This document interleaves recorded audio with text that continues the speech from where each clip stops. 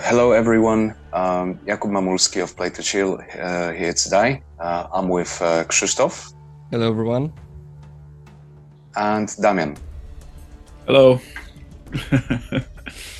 Yeah, and we're about to show you a long play of our upcoming game called Aztecs: The Last Sun. It's a survival city builder, and the game had its demo release sometime last year, and quite a bit of time has passed, and we've been heavy at work. And the purpose of today's video is to showcase you the changes that have been done. So what can we see now? So, hello everyone once again. Since the demo, we received extremely positive feedback, and the community has grown. And we've been hard at work, as Jakub said, in order to develop and build on the feedback that we received. Our short demo right now starts with rebuilding of the main temple, the main structure in the city. And the story-wise, the Aztecs have found the island, the promised island that the god showed them, and built on the ruins of an ancient civilization. This is one inspiration that we took from the history of the Aztecs and the folklore. And from this rebuilding of the Aztecs, our gameplay starts. Yeah, and it's actually rooted in history, because their foundation myth was that they had a group of, let's say, colonizers, and they have just stumbled upon this semi-random island, which had an eagle sitting on a cactus, if I recall correctly, or a rock. And It was a cactus on the rock. Yeah, sorry. Eagle on the cactus on the rock. It was all at once. All at once. Yeah, and even the name of the city, Tenochtitlan, means something along these ways, right? If I recall correctly. Yes. It's connected.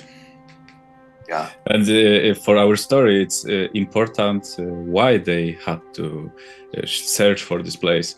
Right before the great searching for Tenochtitlan, they were banished from other kingdom where they were guests, and because of their actions that we will learn through the game, they were banished, and they no longer are liked by this kingdom. There is a pretty big significant reason. That was pretty much a misunderstanding, so to speak. But can we shed a little bit more light onto it?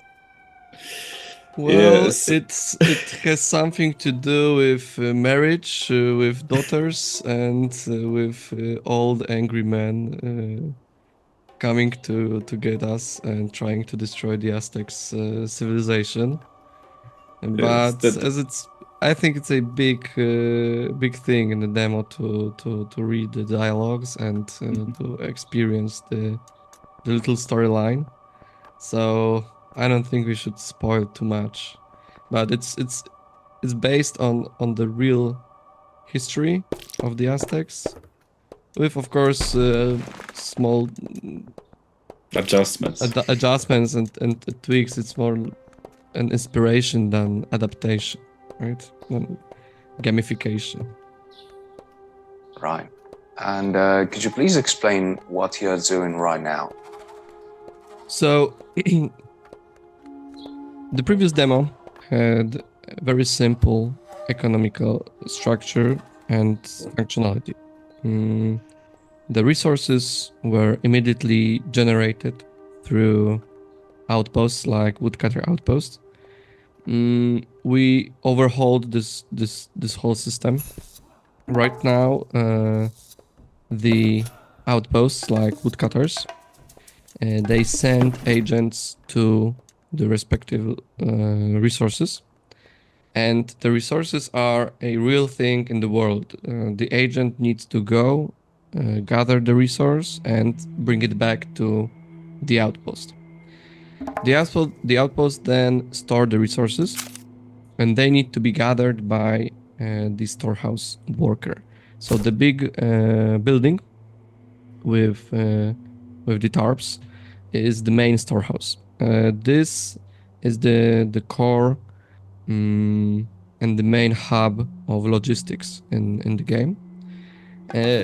You have to hire and assign people to the storehouse and assign them to different buildings.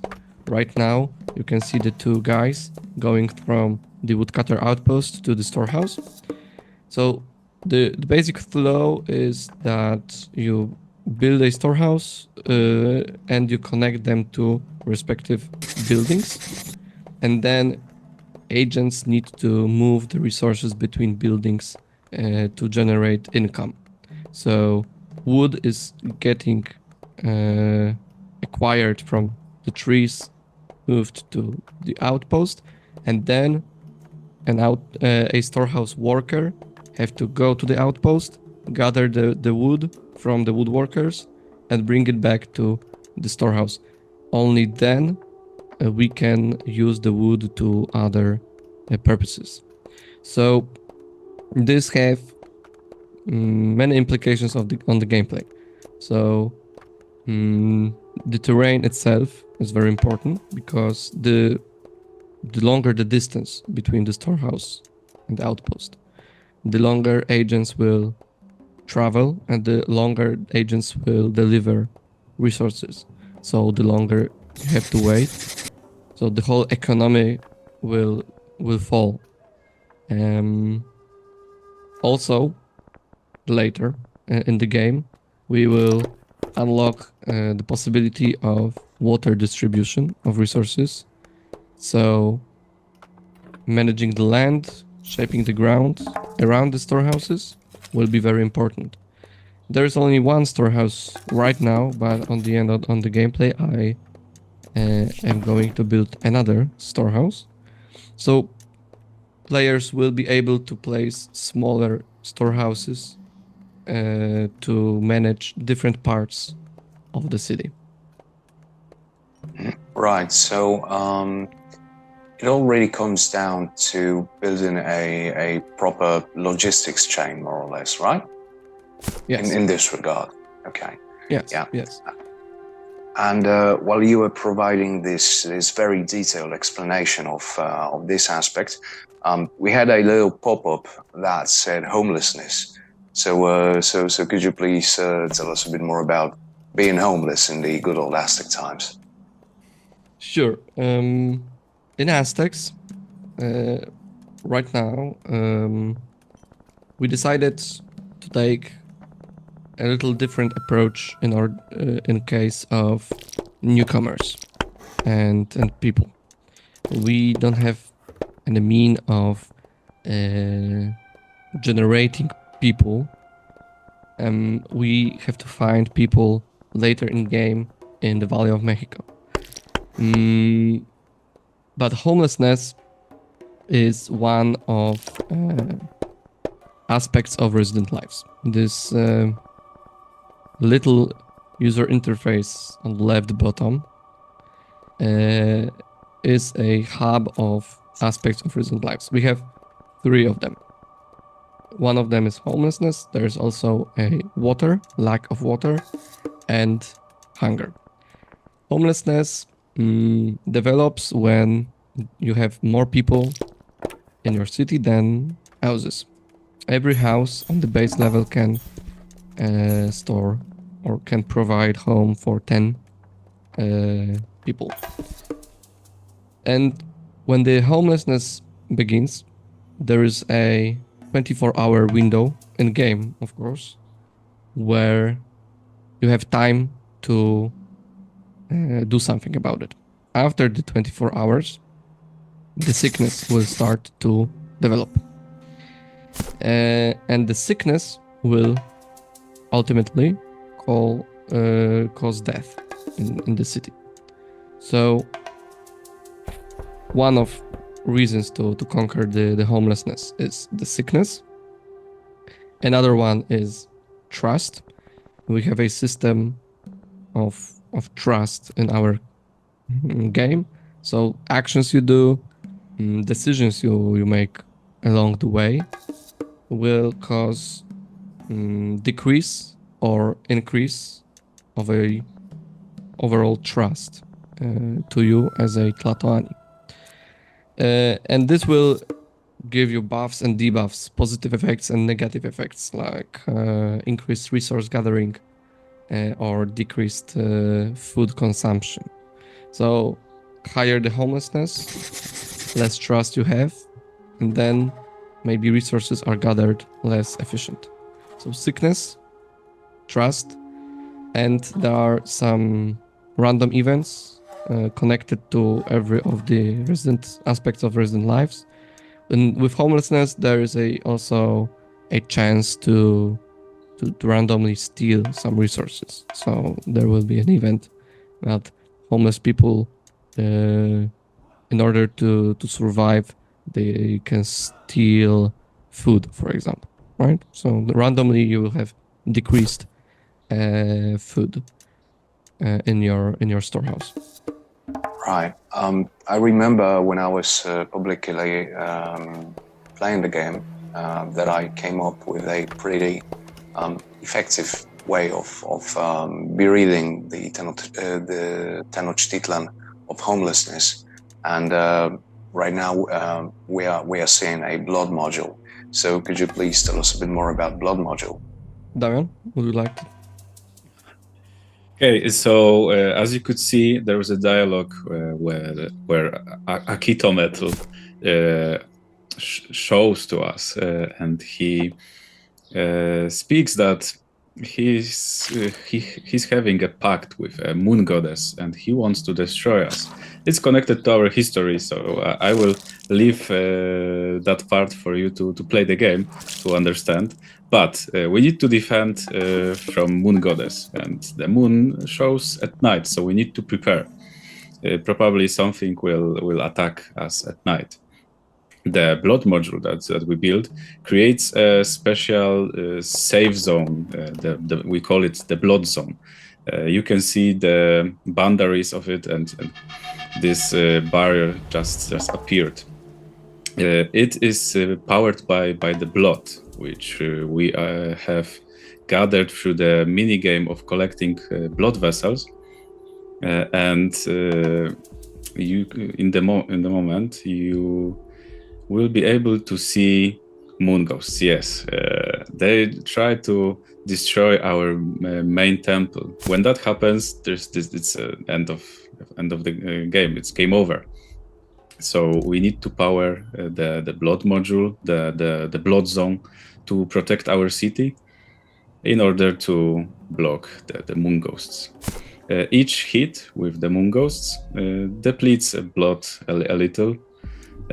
So in a short time, we will have to search for new blood source, because we can't operate only on blood vessels. It's a random event related to our relation with gods. So probably some sacrifices will be coming.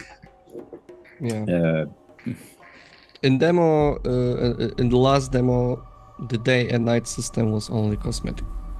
There was no difference between the day and the night. We really wanted to build on the Aztecs mythology and connect the night to the survival element, to an important feature in the game. So at night, of course, as you can see, as Damian explained, we are being attacked by the moon goddess. In the Aztecs mythology, the sun and the moon battled constantly, and we have to gather blood to keep the barrier, to keep the blood zone open. At night, also wood outposts and workshops don't work. People are going home for the night. So but in the city all the constructions and other building events will be conducted, so the night also can be a good time to work on some buildings and to get the city to a larger state. Right. How do you think? Because the demo that's already available, it showcases the city building aspect of the game quite well, I suppose. But there's also this big survival element to it. So would you say that it is a bit more fleshed out in the current version of the game, like in the current build? I would say that every aspect is a little bit fleshed out better. Even the basic city building features. The building of the buildings and the grid system was overhauled as well, so it's more snappy and more responsive and more robust than in the first demo. And the survival elements were not non-existent in the previous demo. To be honest, there was a homelessness and there was a food shortage in a very basic state. But now the gathering of blood, the night, and the aspects of resident lives are creating the survival element in the game, basically. So you have to balance economy and the resident lives and keep the trust and at a good level, and keep the blood at a good level to survive the night. I would like to go to the blood for a moment and describe how we could acquire blood. We saw the small minigame with the blood vessels. This is one option, but also, of course, we will be able to sacrifice people in order to get blood. In the demo, there is a little quest chain about acquiring captives to do so. Also, building a little bit on history books about Aztecs, we allow players to decide if they want to gather a blood tax from people. It's called a bloodletting.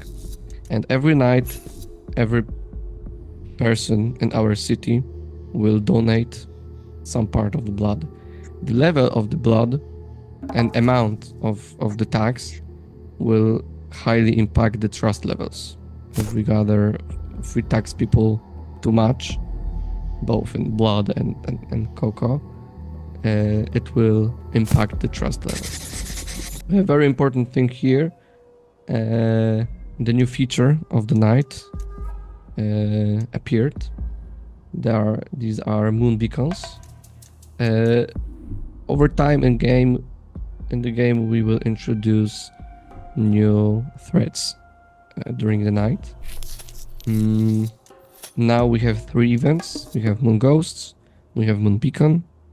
Moon Beacon is more powerful in dealing damage to our blood zone, and we can send priests to destroy them. Yeah, this Moon Beacon really looks like a supernatural laser, pretty much. Yeah. We are not afraid of adding some supernatural elements to the game. We think that the mythology is so interesting that a little spark of fantasy or supernatural can really enhance the storytelling and the gameplay. So yes, and you haven't said anything about the Sunken Temple yet. There's another night activity, as we call these structures out of our blood zone. The sunken temple is, we can call it a security system of ancient civilization that was preparing for this situation. And it helps us to gather a little bit more blood, just to maybe survive one more night. And for the night activities, we can send priests. The more priests we have, the more activities we can do at the same time. And we can send them to deactivate the moon beacon so it won't damage our blood zone, or to the sunken temple to gather blood. So the decision is for the player to make if he don't have enough priests to send out. Right. Okay, so it seems there's plenty of ways of gathering blood and surviving the night. Right However, now, yep. I would like to comment on what's going on right now. We are building the blood beacons. This is something that people know from the previous demo. This is a way to expand our territory, our blood zone. In this case, it's also a way to discover and to access a new resource, because we cannot gather anything that is outside the blood zone. It's dangerous for our people. So we have to build the blood beacon to dispel a fog around gold veins. And right now, there's on the video, I am playing through a quest chain of gathering gold to trade with a merchant for captives that could be a source of blood and another workforce in our city. So another the captives are another decision for the player. They are working in basic buildings like outposts for free, so we can use them for that. Or if we need blood, we can sacrifice them, and our citizens won't have anything against that. We can also start to sacrifice commoners, but our citizens. But it might not be the best decision. Only in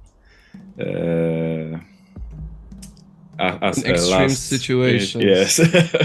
Yeah. So players have a free will to sacrifice whoever they want, but sacrificing important people in the society can come with a cost of losing trust, right?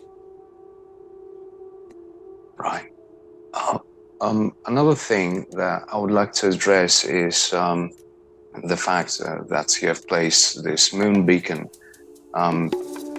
across a body of water, and in most strategy games, bodies of water are usually an obstacle. However, I do know that this isn't exactly the case in Aztecs: The Last Sun. So could you please tell us a bit more about the possible interactions with water and about basically shaping artificial islands? Sure. So right now, on the video, our brave workers go through any water. They deep dive to gather fish and gold. We are developing models and animations of them traveling on boats, on canoes, because Aztecs had the technology of different boats and water transportation. So we are not treating the water as an obstacle that cannot be passed, but as a harder ground for agents to look for a way to the goal. But as you mentioned, we can shape the island, and we can change the shape of ground. It will be presented in the video a little later on, but the Aztecs were famous for shaping the island and building the island on their own. So we really wanted to have this feature in our game. That's why our island, basic island, and the whole game world is not rich in mountains and valleys, because we really wanted to give that it was an artificial island on the lake. So that's why we can dig a part of island somewhere and use the mud and the ground to flatten the ground somewhere else where we may need some extra real estate for the buildings. Yeah, I think that's it. So our fishermen and our gold miners will be equipped with appropriate boats and our water transportation techniques. But as you can see right now, we can dig the whole useless part of an island, and later on I will be presenting how to shape the island somewhere else. Could you please tell our viewers a little bit about how the player feedback has influenced the direction of the game? So the most important aspects to us were that our demo was pretty much a basic city building. There was no extra features, right? So we wanted to add something deeper to the gameplay, like the day and night, like the aspects of resident lives, and also we wanted to improve on the graphics. So we are really proud of how the vegetation looks in our game and how it's how we developed the new ways of rendering systems. But the day nights and the economy factor was also very important. Maybe Damian, you would like to. Yes, so the first thing was that you couldn't really lose in the demo. So we had to take care about aspects of residence life, to create this hunger, to make it understandable, to address homelessness. We had this really different systems. It wasn't connected to each other, and we had to maintain them together, look at different progresses bar. So we decided that we need one more to rule them all, and added sickness. So the lack of water, homelessness, hunger connects to sickness, and sickness causes unpleasant outcome for our citizens. We might lose them permanently, and citizens and all people that live in Tenochtitlan are a resource that we have to be really careful with. Their number is limited. We can find some refugees, invite people found in Valley of Mexico while exploring and traveling, but that's it. No more.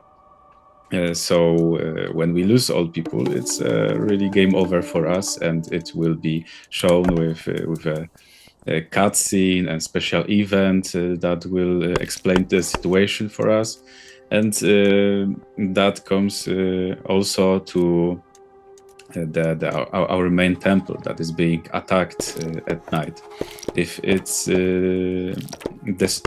will be destroyed, then it's also a event that we will of course warn the player there will be an event. Main temple is not feeling well. Please repair it. And if we have no resources, there will be a cutscene that show us the effect of this main temple being destroyed. We enhance the economy, so it's more engaging. Player have more ways to take care about gathering resources. It's important where is everything placed. It wasn't really that important in the demo presented currently on Steam. When we were sending woodcutters to gather wood was gathered instantly. Now workers have to carry the wood, they have to be delivered to the storehouse.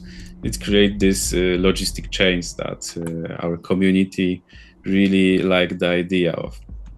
And besides the survival, the economy, the core gameplay loop, there's also some improvements when in case of using the camera work, we can rotate it much more fluently. It's much more responsive, and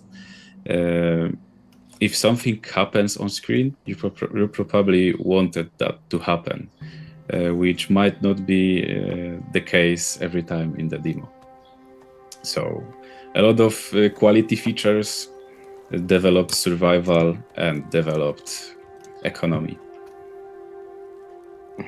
Right. The next thing that I would like to talk about is, well, I can see that the artificial islet part was built, and there is pretty much a steady production going on. So, would you say that what we see currently on our screens? Would you say it's a competently run town, and how good would it fare if it were let's say normal standard gameplay? Because it's, I suppose, looking pretty alright so far. Yeah, so right now in the game I'm building a second fisherman outpost because I saw that our cookhouse, which is a workshop, so the second type of our buildings that change one resource into another. So for example, cookhouse changes raw food into the meals that can be eaten by the community. So I saw that my cookhouse was having a hard time because it was waiting for a raw food. So the fishermen did not produce raw food fast enough, and the raw food was not transported fast enough from the fishermen to the cookhouse. So I built another one to facilitate that. So to have more fishermen and to double basically the raw food production in order to keep up with the demand of meal production. And this is basically the case in the Aztecs, is to find a point of congestion, find a spot that is like that slows the whole production process in the city, and either upgrade the building to a higher level or to build more stuff. Also, in front of the new fisherman outpost, as I said before, I built another storehouse. So the main storehouse has a limit of 10 people that can work inside of it. And these 10 people can be assigned to as many buildings as you want. but only one person can, minimum of one person have to be assigned to a connection between a building and a storehouse for it to work. So at one point, if you have more than 10 buildings, or if the demand of different buildings is too high, you have to build another storehouse, another smaller storehouses. And the cool fact is that the resources don't have to be gathered and transported to the main storehouse. They can be transported to any storehouse and they will be gathered. So you can basically build different neighborhoods of workers, of outposts, and have the storehouse built next to important buildings. So maybe you will have a neighborhood that is specialized in food production. So you can build multiple fishermen outposts, 2 cookhouses, and a designated storehouse to operate only with these buildings. This will dramatically increase the efficiency of the city. So these are the challenges that people will face, and we experiment with like giving players ways to restructurize reorder the city. So right now you can pretty much destroy building and get a 100% refund of resources, just to give players an ease to move things around. But this is a subject to change. We wanted the decision of building maybe to also be a survival element, an economical decision that have consequences, right?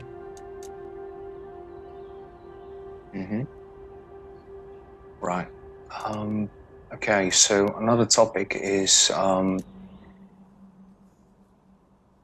I do realize, because I happen to work with you guys, that I simply do know that this game is at its most stressful at night, but it's still nothing compared to what it's going to be, right? Yeah, we have much to show in the coming months.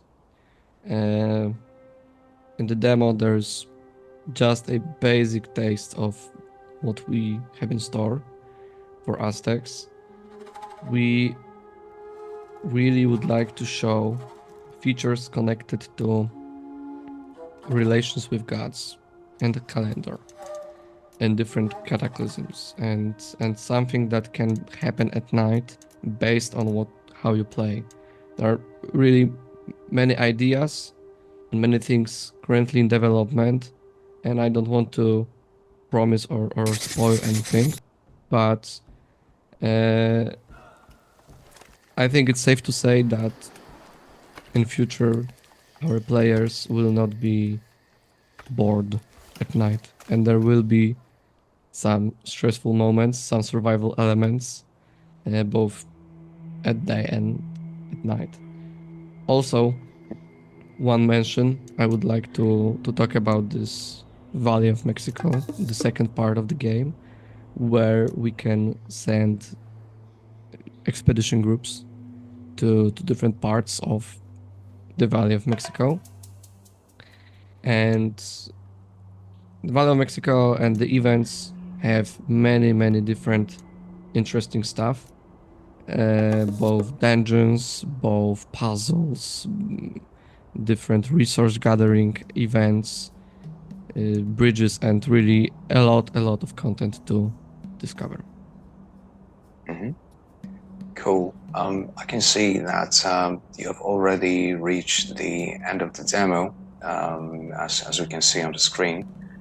So I believe that even though there is probably still plenty of topics to talk about, such as the references and whatnot, we should probably call it a wrap now. So yeah, thank you everyone for watching. I hope you had a blast. Thank you, Krzysztof. Thank you, Damien. Thank you very much. Thank you.